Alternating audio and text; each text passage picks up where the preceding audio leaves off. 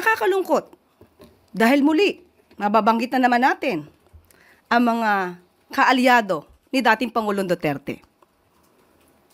Hindi po ginagawa na katatawanan ang isang ganitong klaseng sitwasyon.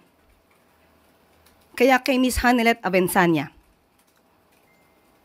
huwag niyo pong gawin na issue dahil may buhay po ditong nakasalalay, may mga buhay na nawala. Huwag niyong gawing issue ito at gawin niyong katatawanan ang gobyerno. Hindi natin malaman bakit ganon ang naging attitude ni Ms. Hanilet. Parang ikinatutuwa pa ba niya na may mga ganitong sitwasyon sa bansa? Hindi ba dapat bilang Pilipino, nagkakaisa tayo upang ang bansa natin ay umangat? Hindi lamang para sa taong bayan at para na rin mapakita natin sa buong mundo na ang Pilipinas at ang mga Filipino ay nagkakaisa. Huwag silang gumawa ng gulo dahil hindi po yan maganda.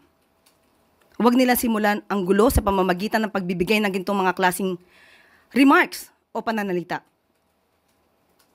Ang Pangulo po at ang administrasyon ay kinukundina ang bawat krimen na nangyayari sa bansa. Sa katunayan nga po, nagpatalaga na po ang Pangulo, nagkaroon na po ang PNP ng Special Investigation Task Force para mag-focus po sa kaso na ito ni Mr. Anson Ke.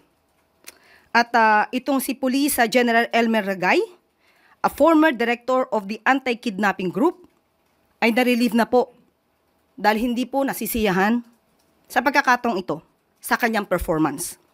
Kaya po ang itinalaga ay si Police Colonel David Poclay na dati pong Criminal Investigation and Detection Group. Kasama po siya dyan dati.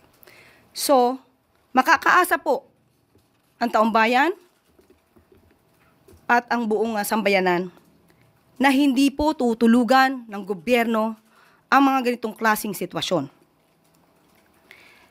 Pananatilihin po natin na magkakaroon ng hustisya. Bibigyan natin ng hustisya ang dapat nabigyan ng hustisya at hindi po natin hahayaan na mangyaring muli ang naganap sa mga naging biktima ng EJK. Kaya muli pinapanawagan po natin kay Ms. Hanilet Abenzaña. Huwag na po sana mamutawi sa inyong bibig ang mga gintong klaseng pananalita. Dahil hindi po rin natin gugustuhin i-congratulate ang dating Pangulong Duterte sa mga nagawa pong EJK. Dahil po buhay po ang pinag-uusapan dito.